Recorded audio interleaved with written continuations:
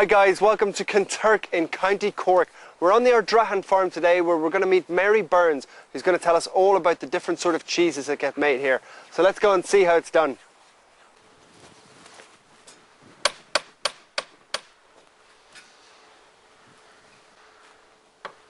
Mary. Hello, Niall. How are you? Good to see you. Thanks. I believe you're going to show us around your lovely farm today. Indeed, yes, I would love to. Brilliant. Will we start by looking at the herd? Sounds good to me. Come along. So we're down here with the cows and Dominic's going to tell us a little bit about the whole process. This is basically where the cheese comes from at the very start. So I suppose them eating grass the whole time is very important for the end result of the cheese, is it? Oh, without doubt. The more grass you can get into the cow, the better quality milk you have, and the better quality milk, the better quality cheese you'll have. And these are all your own cows, they're all within the farm? Every cow is bred on the farm over generations. We know generation to generation, so traceability and everything is down the line. So you can follow it all the way back? All the way back. So what sort of, you've obviously got different pedigrees here, what pedigree are these ones? Well, we have a full pedigree Frisian herd.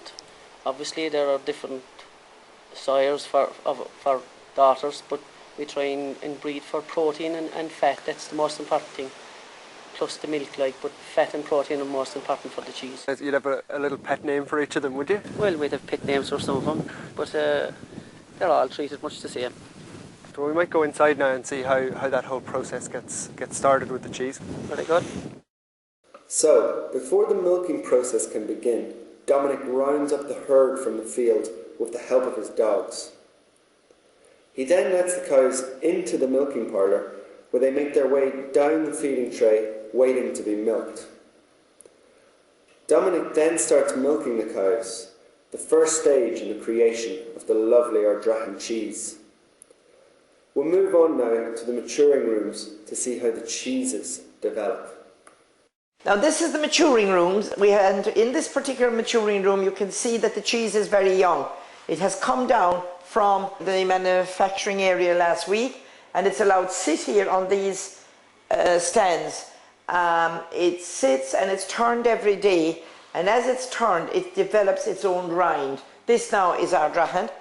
Each room is filled and the cheeses remain in the one room. They don't move at all about from room to room. We've moved down into another of the maturing rooms. What's happening in here, Mary? Here we have some mature cheese, some mature Ardrahan in this room, and it's winding its way towards its end of maturing time, after which it will be packed and sent out. You can see the development of the age on the rind in this cheese now. And there's definitely a nice strong smell in here anyway, so would that nearly be ready to eat? Oh yes, indeed you could eat it. We'll have that inside and it'll be quite a potent flavour and quite a strong flavour, you know. And how often would these ones be getting turned in here? They'd be getting turned once a week. Once a week? Yes. Thanks very much for showing us around in here. They look absolutely fantastic. I think we might go and sample one now if you have a spare one. Indeed. So Mary, that was a very interesting process that you talked us through there with this fantastic cheese. Now, the best bit, the most exciting bit is we're going to taste it.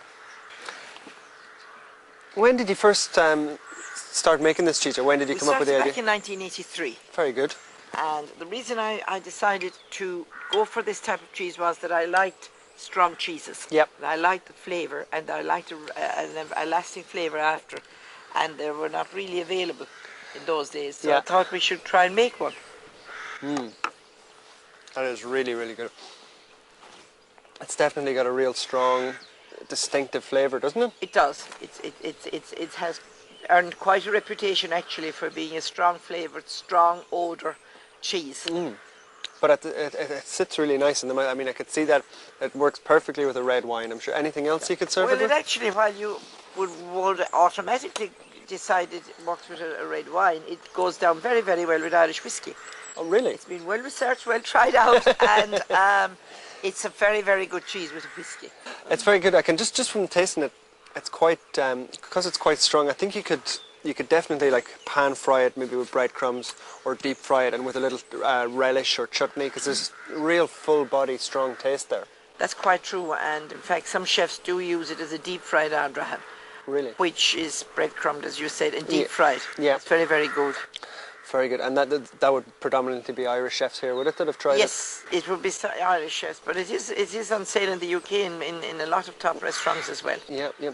It's very. I like the way this. Like, if you look at the texture of it, like around the outside, it's a slightly different texture, and then down the middle, you've got a nice creamy sort of. Well, yes, but actually, it's on maturing that it gets quite soft and takes that texture with yellow soft texture. Yeah. As you move in, it's younger because it takes long. It matures from outside in. Right. So that's the difference that you have in the colours. And that fantastic rind on it that we were looking at Yes. earlier on, that's come on really nice. Wonderful cheese. Thanks very much for having us here. It's been a pleasure. You've been a fantastic host. And really, really enjoyed it. Thank you very much. Very, very pleased to have had you as well. Thank you. No, very thank much. you, Mary.